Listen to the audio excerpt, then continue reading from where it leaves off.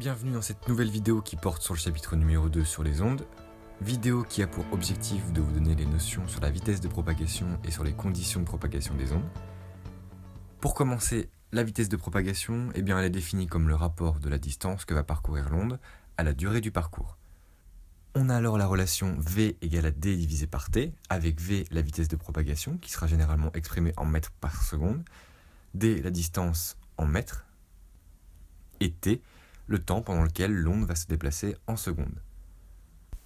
On va alors s'intéresser aux deux types d'ondes qu'on a vues précédemment, les ondes sonores et les ondes électromagnétiques qui comprennent notamment la lumière. Les ondes sonores ont besoin d'un milieu matériel pour se propager.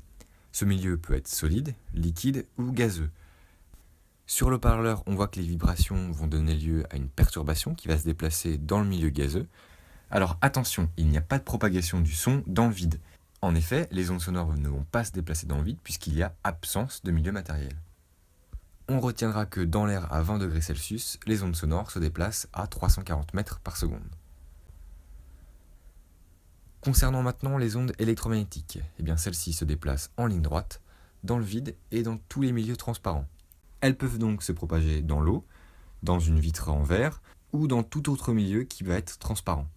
La vitesse de la lumière a été déterminée expérimentalement et est maintenant fixée à 299 792 458 mètres par seconde.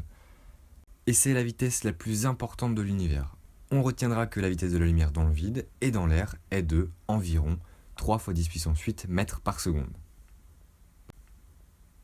Petit exercice d'application pour bien comprendre la notion de propagation des ondes, à la fois électromagnétiques et à la fois sonores.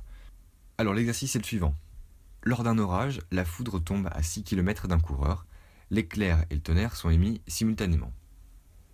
Première question, au bout de combien de temps le coureur verra-t-il l'éclair ? Dans ce cas, l'éclair, c'est donc une onde électromagnétique.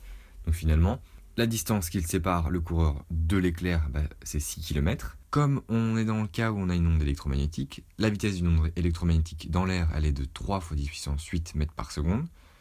On applique la relation du cours qui est donc V égale à D divisé par T. Dans notre cas, on va chercher le temps que va mettre l'onde à parcourir la distance finalement qui sépare le point d'impact du coureur. Donc on va isoler T de la relation, T égale à D divisé par V, comme notre vitesse de propagation de l'onde électromagnétique est exprimée en mètres par seconde. Il va falloir qu'on exprime la distance en mètres, le temps en secondes, et ainsi on aura bien une vitesse de propagation en mètres par seconde. En appliquant la relation T égale à D divisé par V, on remplace chaque terme, on fait l'application numérique. Comme la distance est de 6 km, on la convertit en mètres, donc ça nous fait 6 × 10 puissance 3 mètres. On divise par la vitesse de propagation de la lumière, donc 3 × 10 puissance 8. On simplifie ensuite par 3, donc ça nous fait 2 × 10 puissance 3 divisé par 10 puissance 8. Et on obtient 2 × 10 puissance moins 5 secondes. Le coureur verra donc l'éclair au bout de 2 × 10 puissance moins 5 secondes. Donc autant dire quasi instantanément. Question numéro 2, cette fois-ci, au bout de combien de temps entendra-t-il le tonnerre ? Donc pour ça, finalement, on a toujours la même distance, D égale à 6 km, mais cette fois-ci, la vitesse de propagation, vu que c'est une onde sonore, elle est de 340 mètres par seconde.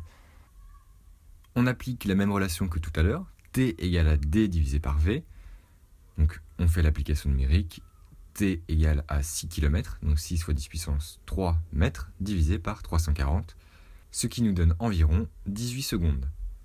Donc le coureur entendra le tonnerre au bout de 18 secondes après l'impact de la foudre. C'est la fin de cette deuxième partie de vidéo sur le chapitre 2 sur les ondes. N'oubliez pas de compléter la partie du cours qui correspond à cette nouvelle partie sur votre plan de travail.